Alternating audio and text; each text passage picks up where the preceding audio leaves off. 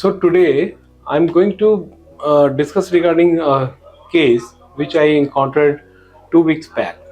A middle-aged man presented with a history of trivial trauma at home and presented with acute neck pain with difficulty in holding the neck and rotating the neck with little bit of the weakness in all of the four limbs.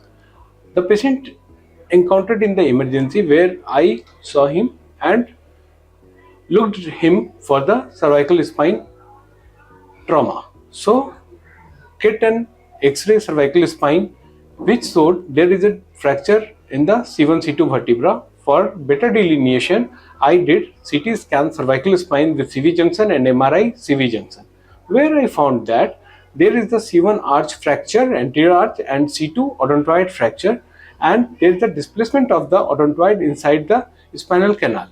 In the MRI, there is a left vertebral artery thrombosis. So, as all we know that craniovertebral junction is very important and delineate structure where the most of the complex ligamentous structure resides. And whenever this got fractured, then it is very difficult to hold the head over the neck. So this needs treatment and fracture fixation.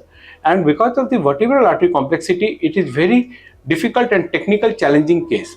So this case has been taken up for the operation, and I did the C1 lateral mass screws and C2 transpedicular screws to fix that.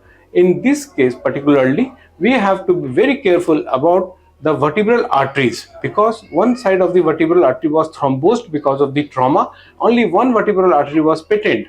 So it is very important to preserve the vertebral arteries during the surgery so that it doesn't get injured. Otherwise, basilar infarct or posterior cerebral artery infarct has happened, which can lead to further deterioration of the patient. After the surgery, patient did well, the neck pain has been improved, and patient can be rehabilitated with the support and physiotherapy started. Patient showed a significant improvement and discharged on post-op day 5. So the complexity of this trauma lies in the surgical skill and prompt diagnosis and treatment. Thanks.